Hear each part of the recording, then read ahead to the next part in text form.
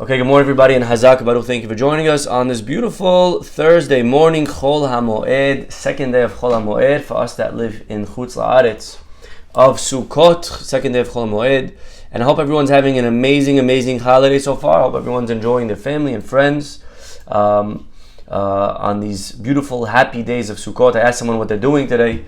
They said they're not sure. Hopefully they're going to go to the Yankee game tonight if it's not rained out.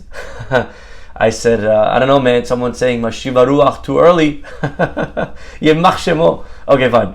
Either way, hope everyone's having a great time. And whatever it is that you have planned, Hashem should help us and keep us safe. Enjoy the day, enjoy the holiday. And let's begin talk today for a few moments about the holiday of Sukkot. The holiday of Sukkot, we know we're sitting in the Sukkah to remember the clouds that we got when we left Mizrahi, when we left Egypt. Hashem protected us with the shades of glory for 40 years. We had, imagine, in the desert where it's hot, we had shade, we had Hashem's clouds. And that's what we're supposed to have in mind when we sit in the Sukkah. Now, we had a class already discussing whether it's clouds we're remembering, whether it's the huts that we're remembering, literal huts. And we gave a beautiful class on that where we said, really, Elu ve'elu divrei Elohim hayim, both can be true. Two things can be true at the same time. Today I would like to discuss the question of the Tur. The Tur asks, why are we celebrating Sukkot now in Tishri, in the 15th of the month of Tishri, in September, October? Wouldn't it make more sense to celebrate if we're remembering the clouds when we left Egypt? Shouldn't we celebrate the holiday when we left Egypt? We left back in Nisan in April. And by the way, that's when we eat matzah, and that's when we celebrate Pesach. We remember Yetziat Mizrahim, so we're remembering the cloud, we're remembering the Exodus, and therefore we celebrate that when it happened. Well, shouldn't it make sense that we should also celebrate Sukkot then and there? Because that's when we got the clouds, the second we left. Why do we delay the holiday for 6 months? There is the answer over here of the Gaon Mevilna. Before I give you the Tur's answer, just to touch for a minute on the Gaon Mevilna's answer. The Gaon Mevilna says something very beautiful. Listen to what he says. The Gaon Mevilna says that we're not celebrating the clouds that we got. The clouds that we got never lasted. We actually lost them just a few weeks later. Anyone know why we lost those clouds? We lost them when we did Het HaEgel. When we sinned with the golden calf, the clouds left us. And therefore, we're not celebrating the clouds that we once upon a time got when we left Egypt. That's not what we're celebrating. Because the truth is that if you think about it, we got other miracles. Besides the clouds, we got water, we got man. Why do we only celebrate the clouds? There's no holiday for the water. Is there a Hag HaMayim? No. Is there a Hag? Take a drink of water. Baruch atah Adonai Eloheinu melech haolam shehakol niyeh baro. There's no holiday for the man, for the bread. We have Haman on Purim, but there's no holiday for man. So why is there all of a sudden a holiday for the clouds? Says the Gaon Mevilna, you're right. There's no holiday for clouds. What do you mean? That's what we're celebrating. We're remembering the clouds. No, we're not. You know what we're remembering?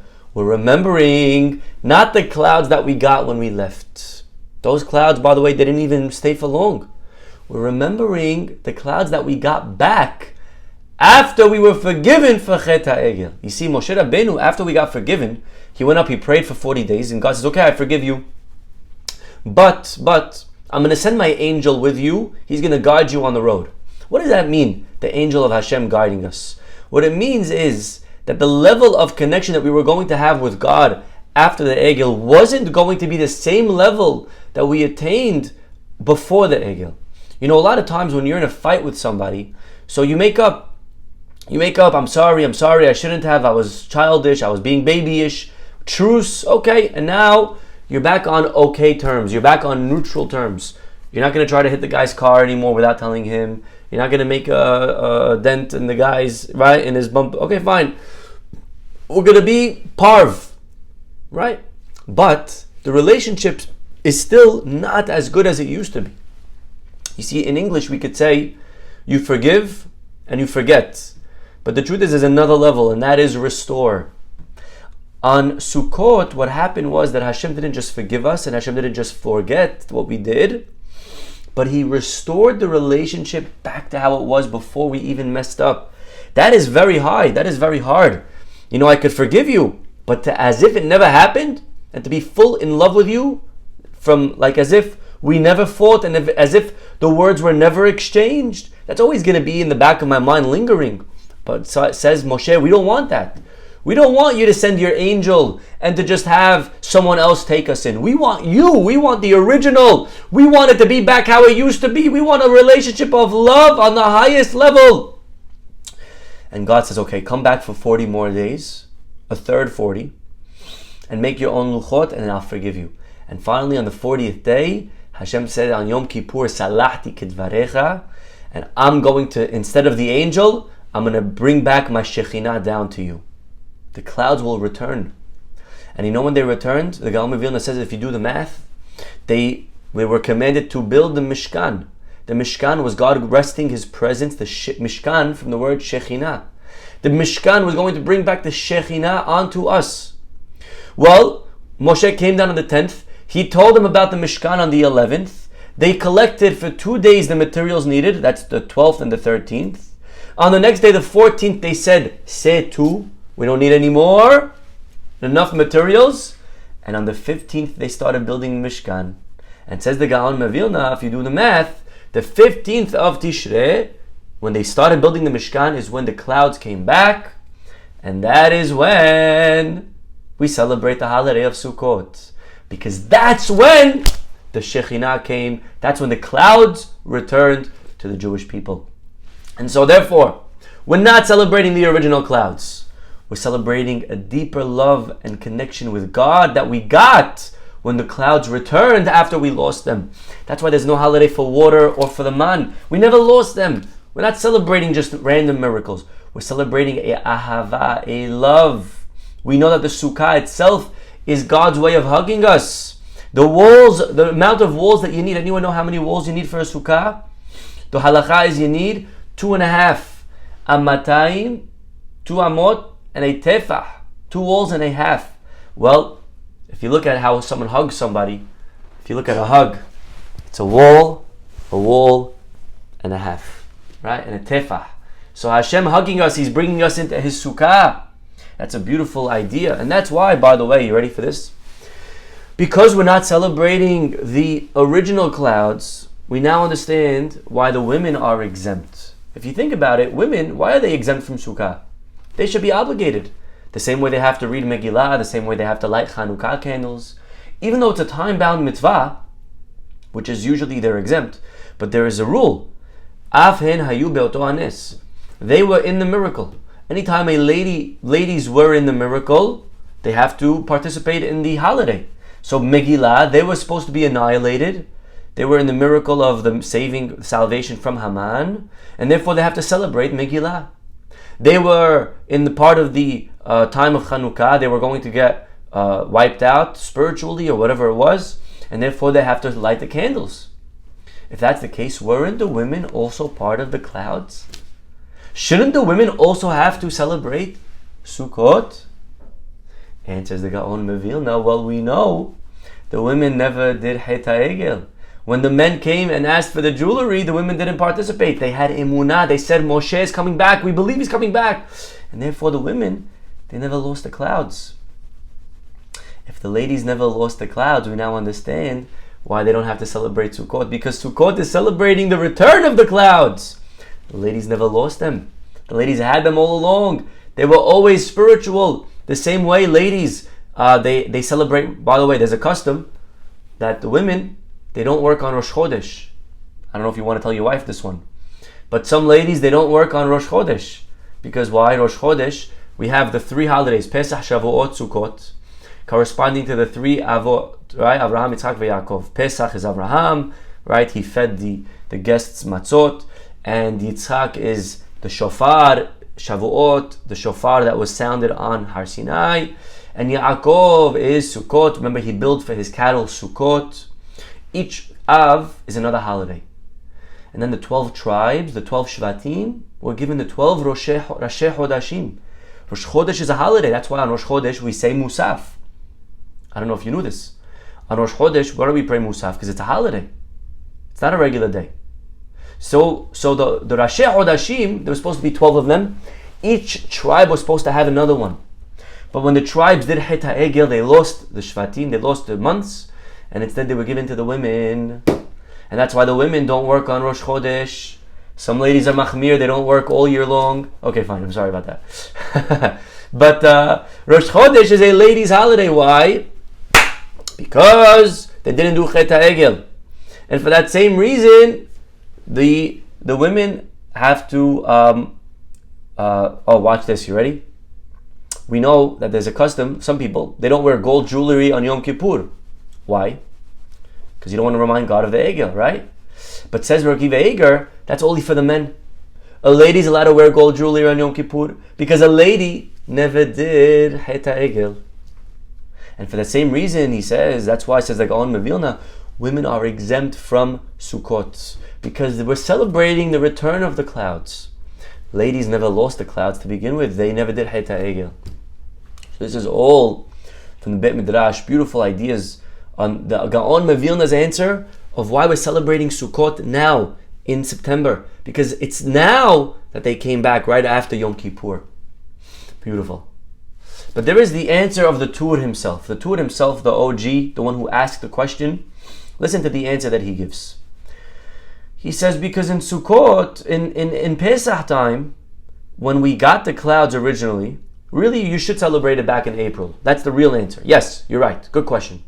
But if you celebrate it back in April, it won't be recognizable that you're doing the mitzvah for the holiday.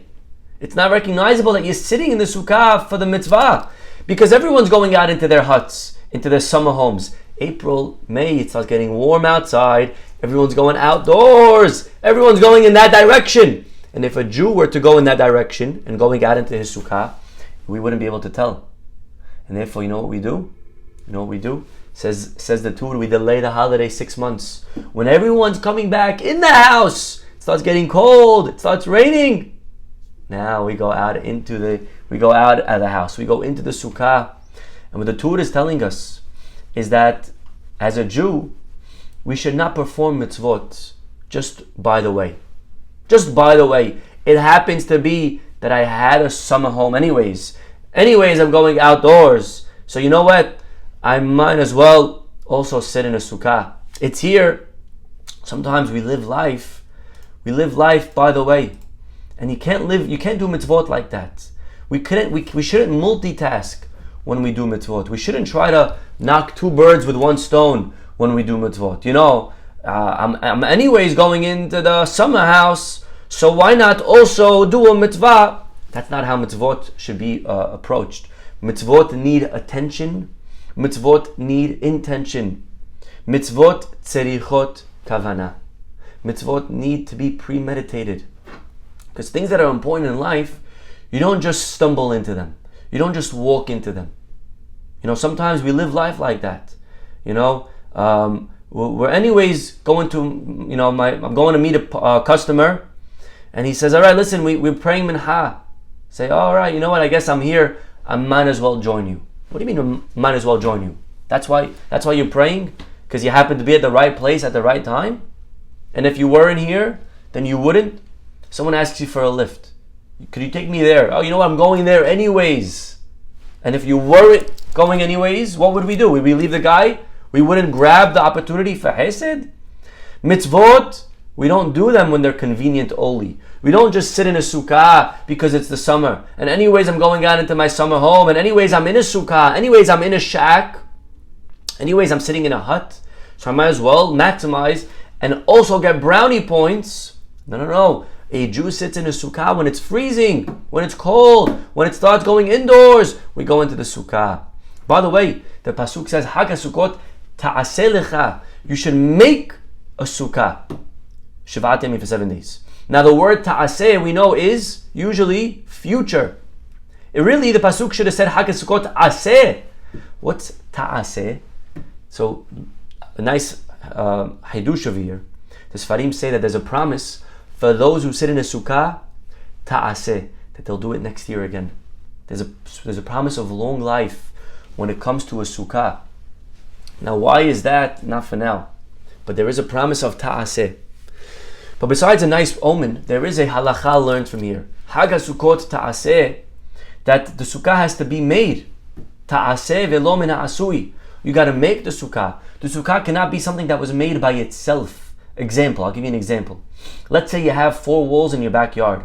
All of a sudden a hurricane hits, the branches of the tree fall off, they land right on top. You look up, you say, Yishtabah Shemo, wow, what a beautiful sukkah. I got branches, they're detached from the ground. It's kosher schach. You meet all the requirements. Is that okay or not? Are you allowed to sit in that sukkah? Not allowed. Why? Hag Sukkot ta'aseh. The holiday of Sukkot you have to make. You have to make a sukkah. And my friends, this is the same exact point. Don't just sit in a sukkah that happened to have made itself. We don't do mitzvot just because it fell on our laps. Mitzvot, when they're important, when something's important, we don't just treat it like another item on the shelf. I just grab it. Happens to be nearby. Religion, when we're observant, has to be something that we go out of our way to do. Can't be half-hearted, half-minded. Can't be just done just like flippantly. Well, I'm there anyways. When it comes to mitzvot, tzrichot kavana. They need to be done premeditated. And by the way, I'll give you another halacha. It says you're not allowed to walk into a shul as a shortcut. Right? If you're trying to go from this side of the street to the other side, and there's a shul in between, you can't walk through the shul to get to the other block if it's midway inconvenient. You have to go around. Right? Now there's, again, loopholes. If you go in the shul, you sit down, you say a chapter of Tehillim, that's okay, fine. But really, in theory, one shouldn't use the shul as a shortcut. You know what the message is? The message, my friends, is the same exact point that we've been saying. You cannot end up in shul because you were going to do something else and you happen to be here, so now you'll pray. That's not what shul is. Shul shouldn't be something that you just accidentally strolled into, by the way, as a side point on your way to do something else. That's not why you should be in shul. You shouldn't learn because you woke up early and anyways, okay, I might as well go to the class. No. If your class is important, set your alarm. Wake up on purpose early. Mitzvot, my friends, in life, we have to go out of our way for them. Think about Avraham Avinu. We know our rabbis tell us that we were rewarded with the shade. Why do we get shade for 40 years in the desert? It was in the merit of Avraham who gave the Arabs, the 3 guests, shade. He gave him shade, so God says, I'm going to give your children shade. Amazing. But what is the connection between Avraham and them? But the answer is, if you look at Avraham and how he provided the mitzvah of chesed, was it convenient for him to do the mitzvah of chesed that day? No, sir. Avraham was the 3rd day of his Brit Milah. He was in pain, and Avraham went out of his way to specifically do chesed. And what the rabbis are telling us, that in life we have to look for mitzvot. We got to go out, look for them. Avraham didn't wait in his hut for the Arabs to walk in and say, hey, guy, can we sit here, please? And Avraham said, yeah, sure, why not? Avraham was sick. He went looking for them. He begged them to come in. This is, my friends, what the lesson of the holiday of Sukkot is. This is what we just said, by the way, Parashat Ha'azinu. We said a pasuk, Ki Shem Adonai Ekra Havu Godel Lelohenu. When I call out to God, Havu Godel Lelokenu. Give greatness to Hashem. What does it mean, give greatness to Hashem? Can we really give God greatness? Can we make God great? Isn't God already the greatest? Hashem is the greatest. You can't make him greater. What does it mean, Havu Godel Lelohenu? But what it means, my friends, is treat God the same greatness that you would treat other things in your life. How do we treat important things? When something's important, we don't just do it because it fell on our laps. When something's important, you call your secretary, you say, listen, secretary, I have a very important meeting. I'm busy from 2 to 4 p.m. Nobody bothers me. You schedule it. Treat God with the same godel. Treat God with the same importance. Call your secretary, say, listen, secretary, I'm praying minha from 12:30 to 1. Nobody bother me. because minha is important. And it's not only something that I walked into. If I have a few extra minutes, I'll run and I'll do a quick minha, kol ram. No. I'm going to pray minha on purpose. I'm going to look for a minha, and I'm going to cut out a slot in my day, in my schedule for it. Secretary, I'm learning from 9 to 10 a.m. every day. I got this amazing Zoom class. Nobody bothers me. Not if I have time and if I'm on the way to a meeting and I could listen anyways to a class. Of course, that's nice. You want to maximize your time. But imagine you said to someone, hey, you call your mom, you call your dad. I happen to be in the area. I figured I'll stop by. How do you think someone like that feels? I happen to be in the area. So they just got lucky that you were in the area. And if you weren't in the area, what would you do? You wouldn't go? You wouldn't call? I happen to have a few minutes. I figured I'll give you a call. Or if we tell our wives, happened to finish early, I came home to see you. Doesn't feel good, right? Who would make a bigger impression? If you saw someone in the street and they said to you, oh, my condolences, I heard someone passed away. If they bumped into you, or if someone came to the house and they knocked on the door and they came to sit and they said, listen, I don't live here, but I want to come be with you. Your pain is my pain, etc. Which one would leave a bigger impression? Right? Obviously in life, the people that leave an impression on us are the ones that go out of their way. Someone just bumps into you and says a few words. Someone calls you because they happen to be in the area. Someone stops by because they happen to have a few extra minutes. Don't live life just because it happened to be. Don't live life like that. It's not a good way to live. So this is the message of Sukkot. If we want to be successful with anything, really, if you want to be successful in business, if you want to be successful in relationships, if you want to be successful with Hashem, we got to be active, proactive. We got to look, and then the mitzvot will find that we would have treated God with greatness. We would have done the mitzvot the best way possible. Okay, anyways, these are two answers, two thoughts to chew on. We'll stop over here, everybody. Have a wonderful day. Have an amazing Chag HaSukkot. God willing, we'll see you all tomorrow. Bye-bye.